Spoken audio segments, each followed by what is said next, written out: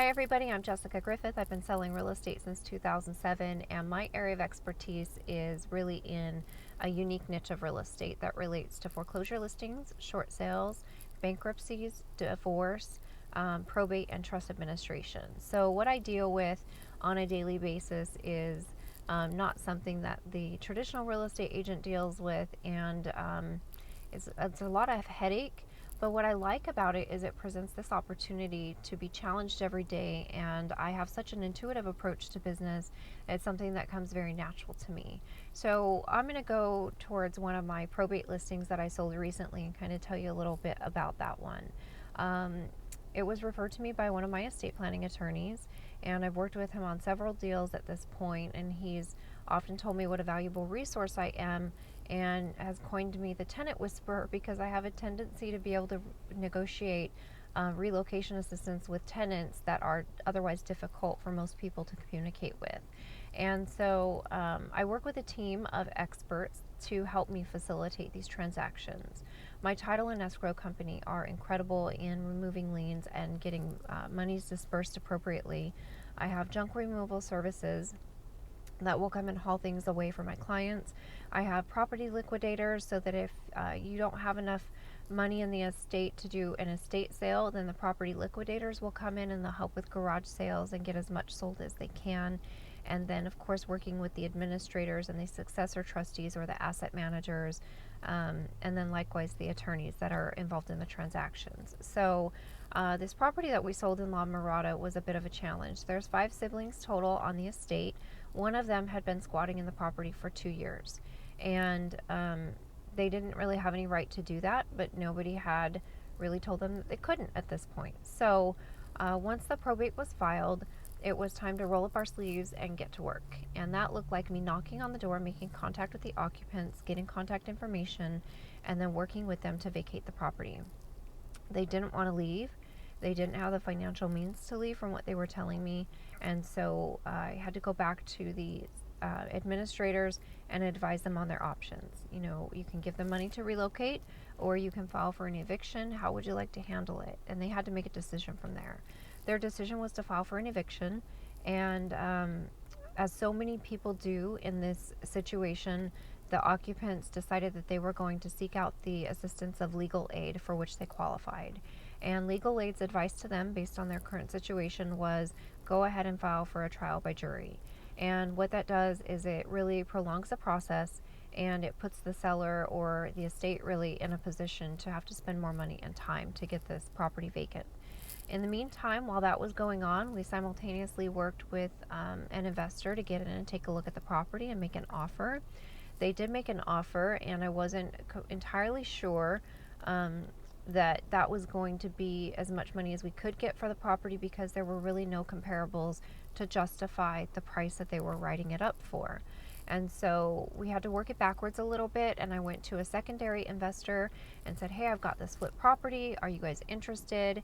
And they said, sure. So working with the occupants to gain access and get investors in there so that I could obtain multiple offers, while the attorney's working simultaneously with the evictions to get them to vacate the property.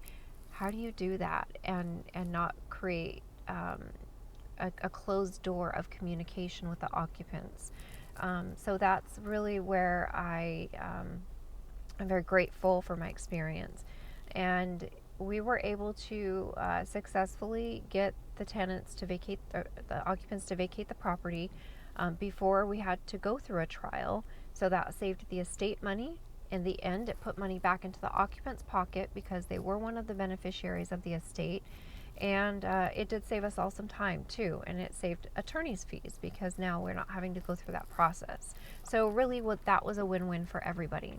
By the time they vacated the property, we were in escrow, and we only had a few things left to take care of at that point. One of them was allowing the family members who were overseeing the estate and the probate to come in and go through all the personal property. Now, they were from Colorado, so we had to coordinate all of that. They came in, they went through everything, they held a garage sale with my property liquidation company, and we were able to successfully close the transaction. Now, one of the options that I did give them prior to working towards offers was you could do some repairs yourself. Here's what I think the property would sell for when you're done. I thought it would sell for $575 if they did repairs, and I thought it was going to take about $60,000 to $80,000 to do the repairs.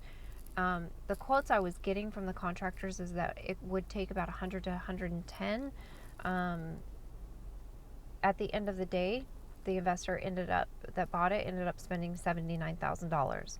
So for the average consumer, that 80 could have easily turned into 100, 110, no problem, because when you're a flipper, you generally tend to work with the same people over and over again. You're experienced in it. You know where you can cut corners. You know where you can cut costs. As the homeowner, they may not have known where they could cut corners and save some money. So, long story short, flip or flop, Christine and Tarek, they did buy it. They got it for $420,000, and they ended up selling it for $589,000. Now their offers came in at multiple offers because of how beautiful it was, how much work they had done, and those offers did exceed $600,000. But because of appraisal restrictions and constraints that we experienced in that market, the price ended up settling at the $589,000. And so they made a $75,000 profit, which for them is a great. It's probably not the best profit, but it's definitely a profit. They're not losing.